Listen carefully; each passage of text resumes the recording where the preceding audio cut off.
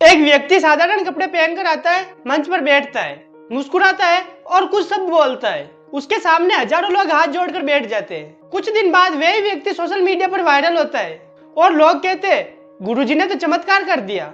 और यहीं से शुरू होता है चमत्कार का बिजनेस। भारत में गुरुओं की परंपरा हजारों साल पुरानी है। गुरु यानी मार्गदर्शक। गुरु का काम था अज्ञान से ज्ञान की ओर ले जाना, लेकिन 21वीं सदी में यह परिभाषा बदल गई है। अब कई गुरु टीवी, यूट्यूब और इंस्टाग्राम के जरिए नजर आते हैं और उनका संदेश क्या होता है? सिर्फ मेरा भजन करो, सब ठीक हो जाएगा। अब आइए इससे थोड़ा पीछे चलते हैं। पहले गुरु जंगलों में रहते थे, ज्ञान बांटते थे, तपस्या करते थे।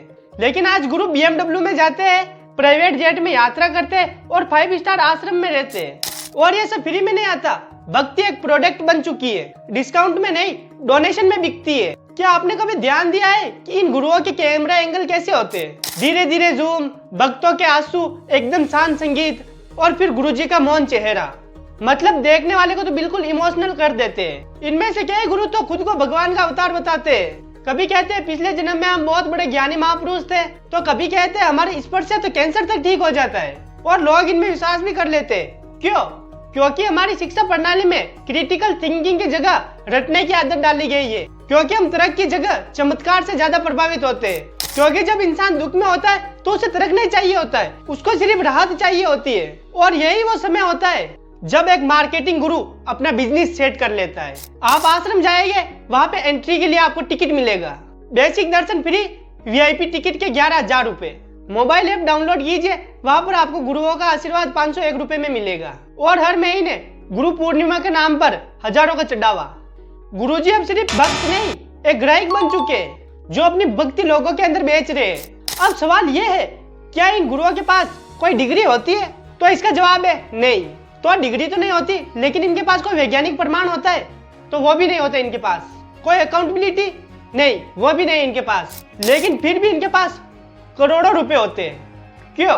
क्योंकि ये लोग सिर्फ धर्म नहीं बेचते, ये आशा बेचते, बिलोंगिंग बेचते। और सबसे खतरनाक तो तब होता है जब ये गुरु अपने चमत्कार के दावे से मेडिकल साइंस को चुनौती देने लग जाते हैं। कैंसर, डायबिटीज, इनफर्टिलिटी, इनके हवन, जल, स्पर्श और कवच से सब कुछ ठीक हो सकता है, ऐसा इनका दावा है।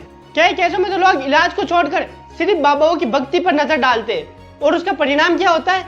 सिर्फ मौत। इसके सिवा कुछ नहीं होता। फिर होती है FIR। लेकिन भक्त क्या बोलते हैं कि हमारे गुरुजी को तो सिर्फ फंसाया जा रहा है, गुरुजी का कोई दोष नहीं है। यह तो नफरत है, षड्यंत्र रचा जा रहा है हमारे गुरुजी के खिलाफ। और ऐसा हमने पहले भी देखा है। राम रहीम फिल्में बनाता था, स्टेज पर उड़ता था और बाबा कहलाता था। सतलोक आश्रम वाले रामपाल 6 लोगों की मौत हथियार और बंदूकें आश्रम में बरामद हुई। आसाराम हजारों करोड़ों का साम्राज्य और आज आजीवन कारावास। इन सब की गिरफ्तारी के बाद भी आज भी कई करोड़ों लोग ऐसे बोलते हैं कि हमारे बाबा तो निर्दोष है, उनको सिर्फ फंसाया जा रहा है। ये ब्लाइंड फेथ का सबसे खतरनाक चेहरा। अब सवाल उठता है, ये गुरु आखिरकार वायरल कैसे होते हैं? सोशल मीडिया एल्गोरिथम इनके सबसे बड़े साथी है। रील्स में शॉर्ट क्लिप्स, रामिक भाव, भक्तों के आंसू और दिल छू लेने वाली बैकग्राउंड म्यूजिक। कुछ सेकंड में व्यक्ति भावुक हो जाता है, वीडियो शेयर कर देता है। गुरु ट्रेनिंग में आ जाते हैं और उनके चैनल पर भी लाखों लोगों की भीड़ उमड़ती है। आश्रम बनता है, चंदा आता है, राजनीतिक समर्थन मिलता है। और अब तो कुछ गुरु राजनीतिक पार्टियों को भी समर्थन देते हैं। तो अब सवाल यह है, क्या ये गुरु है या फिर एक राजनीतिक एजेंट भी है? जब आप ये देखते कि एक गुरु मुख्यमंत्री के साथ कुर्सी पर बैठा हुआ है, तो उसका वही दिव्यता का भाव कुछ डील जैसे लगने लगता है। ये गुरु अब बिजनेसमैन है, डील करते हैं। उनके पास मार्केटिंग टीम है, कंटेंट राइटर है और इवेंट मैनेजर है। आपको लगता है कि वो सिर्फ भक्ति में लीन है, लेकिन नहीं। वो सोशल मीडिया के डेली प्लेटफॉर्म पर आते हैं और वहां पे अपनी भक्ति दिखाते हैं। कुछ गुरु तो क्रिप्टो करेंसी और MLM के फ्रॉड तक भी उतर चुके हैं। ये आशीर्वाद, NFT के टोकन के नाम पर करोड़ों की ठगी, यानी आस्था के नाम पर अब बिजनेस मॉडल बन चुके हैं। और कोई भी कुछ नहीं कहता, क्योंकि वो गुरु है ना यार, उनसे सवाल करना पाप समझा जाता है।